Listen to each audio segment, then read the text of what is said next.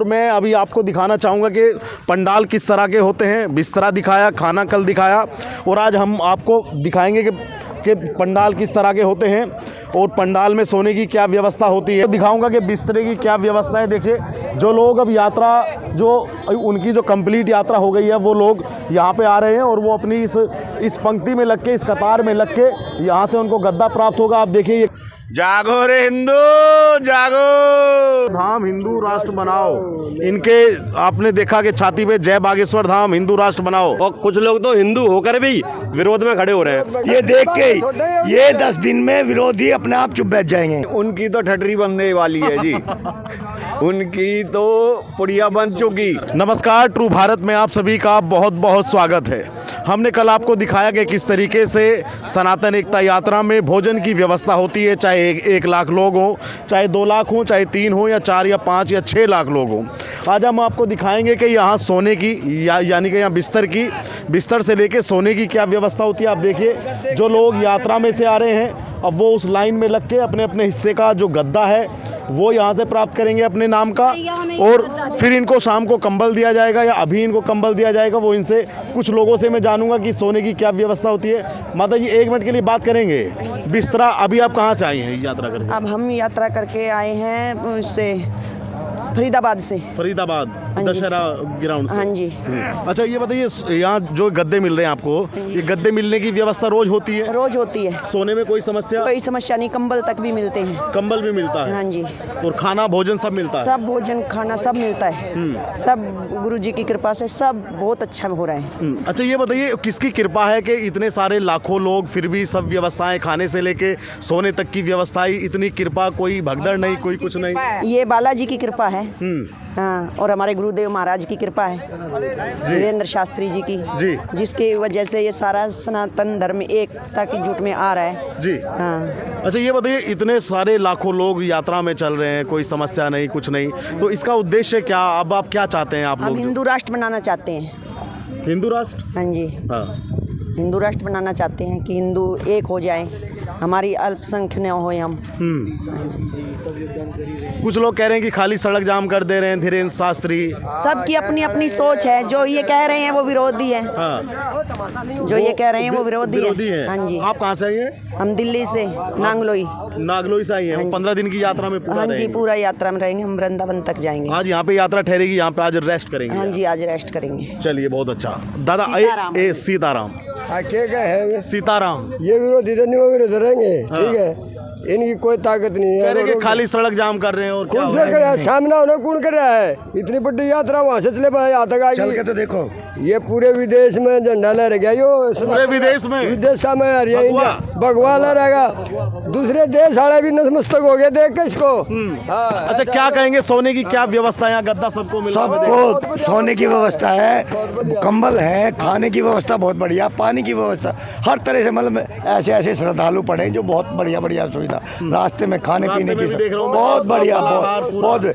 जब तक बाबा बागेश्वर का साथ रहेगा तो हिंदुस्तान हिंदू राष्ट्र बनेगा। हिंदू राष्ट्र बनेगा। विरोधियों को क्या क्या कहना चाहिए? विरोधियों को देख के अब ऐसे ही मर जाएंगे अब की बार।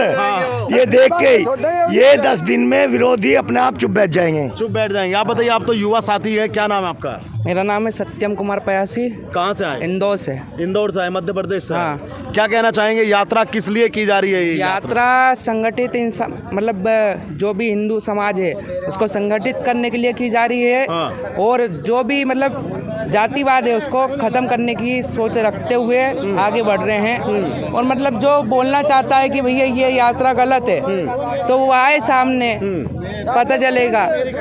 सामने आओ, पता चलेगा। आप कहाँ से आए भाई?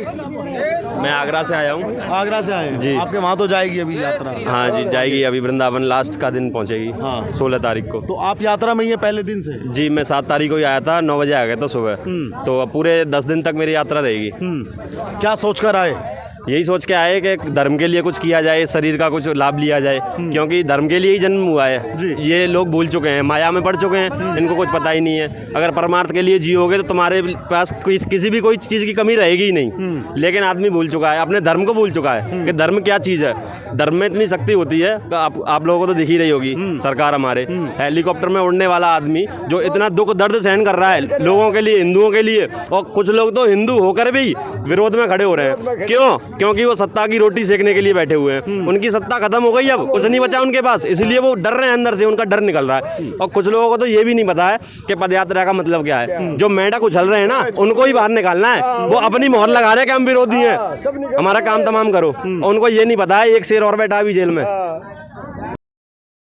उसको पता चल गया ना, फिर कोई कुछ कर ही नहीं सकता। कोई आदमी क्राइम करता है तो जेल जाता है, जेल में क्राइम करेगा तो उसे कहाँ ले जाओगे, कहाँ ले जाओगे उसे? तो बस यही है, धर्म है, धर्म के लिए तो जान भी देंगे हम।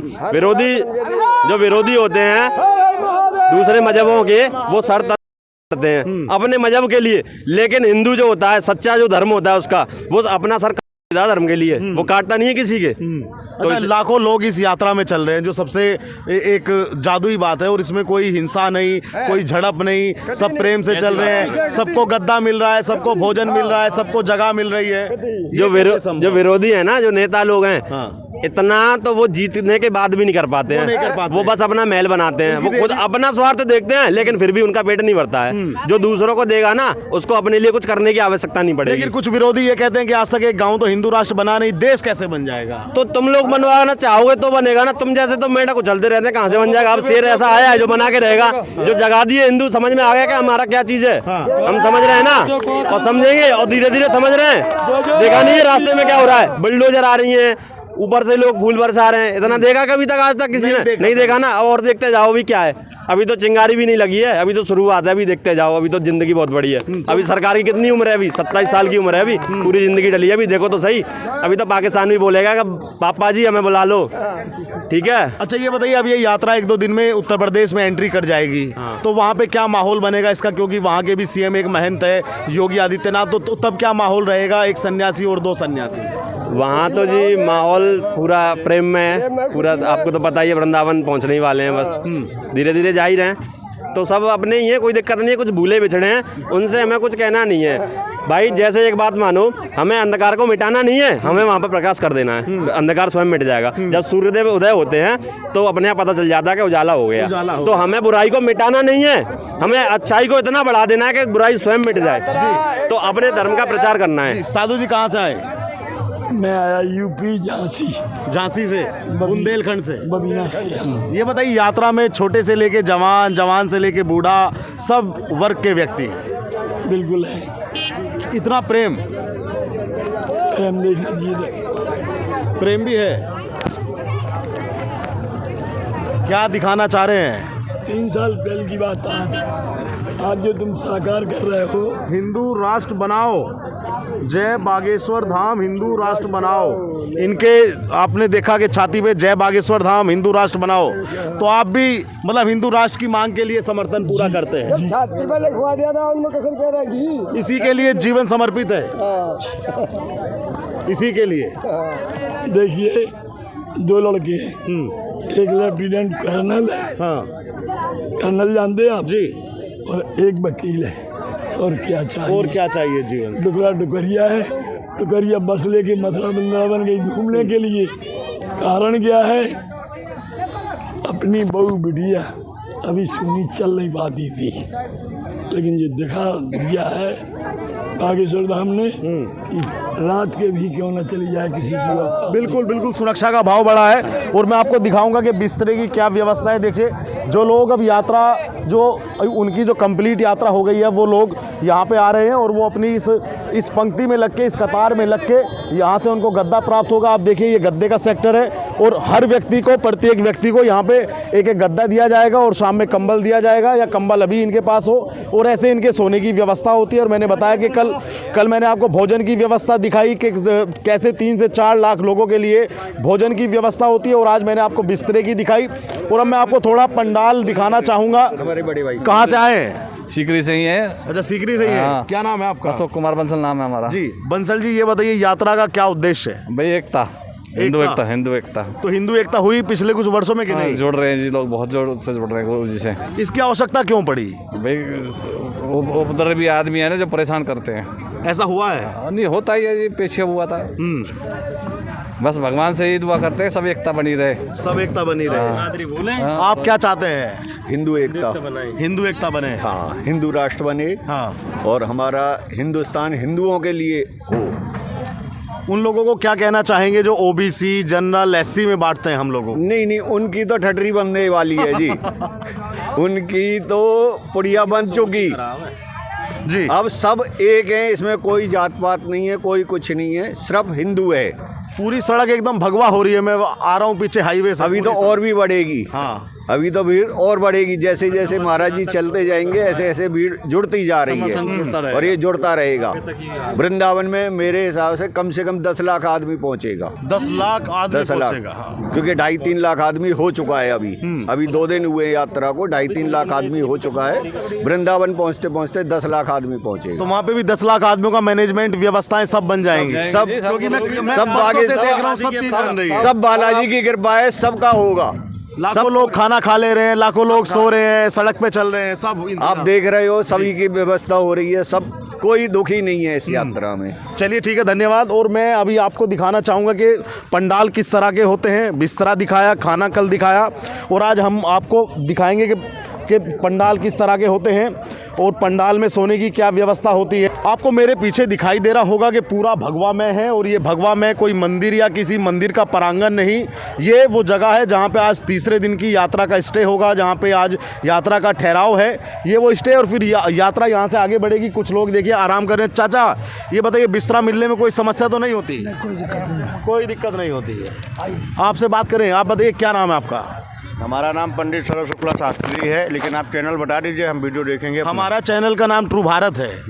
हम आपको भेज देंगे, व्हाट्सएप भी कर देंगे। बहुत बढ़िया। भारत तो सत्य है ही है, बाकी सब असत्य है जी। विश्वगुरु भारत को ही बनना चाहिए। तो शास्त्री जी ये बताइए कहाँ से आना हुआ? हमारा आना हुआ फतेहपुर जिला से आए हैं। फतेहपुर बांदा, उत्तर प्रदेश। हाँ जी, बांदा जी। तो बाबा की यात्रा में चल रही है बराबर। शुरुआत से एक दिन पहले आ गए थे 6 तारीख को। बाबा के भक्त हैं कि हिंदू राष्ट्र की मांग वाली लाइन में आप भी खड़े हैं? नहीं, हम तो भक्त हैं। भक्त हैं। हम चेला भी हैं उनके, हम दीक्षित भी हैं उनसे। हाँ। और जो गुरुजी का संकल्प है, हाँ। चेलों का भी वही संकल्प होना चाहिए। हाँ। हमारे ख्याल से सभी का होना चाहिए, जो गुरु मानते हैं। कुछ विरोधी कह रहे हैं सड़क जाम कर दे रहे हैं, खर्चा बढ़ा दे रहे हैं, पुलिस प्रशासन को परेशान कर दे रहे हैं। यार अरे यार भैया, आप एक बार बताओ, विरोधियों को लेके चलोगे यहाँ सीताराम की गूंज में मस्त हो जाओगे आप। पत्रकार महोदय, आपसे हम खुद पूछ रहे हैं, आप विरोधियों की सुनने में आ जाओगे। भैया, भगवान राम को नहीं छोड़ा, माता सबरी को नहीं छोड़ा, किसको छोड़ा है? हमारे पौराणिक कथाओं में आप जाइए ना, वहाँ पर किसी को नहीं छोड़ा, भगवान को नहीं छोड़ा। हम तो, आप लोग बिल्कुल आम इंसान हैं भाई साहब।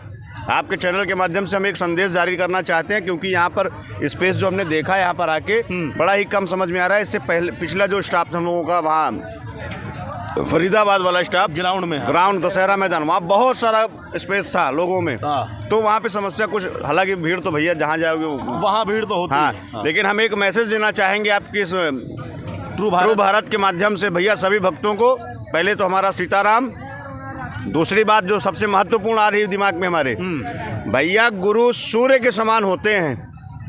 गुरु सूर्य के समान होते हैं। जितना तेज सूर्य में होता है उतना तेज गुरु में होता है। ये हमारे गुरु जी ने बताया। हम तो भैया छोटे से दास हैं उनके, हाँ, इतना ज्ञानी नहीं है, लेकिन उन्हीं की बात आपको दोहरा रहे हैं। तो गुरु सूर्य के समान है। जितने भक्त ये वीडियो देखें, कृपा करके गुरु का दर्शन दूर से पालें भैया, उनको चिपके मत। अगर आप गुरु वाणी मानते हैं तो, अगर आप गुरु का कहना मानते हैं तो अपनी चलानी है, सो भैया जो मानना है सो करो।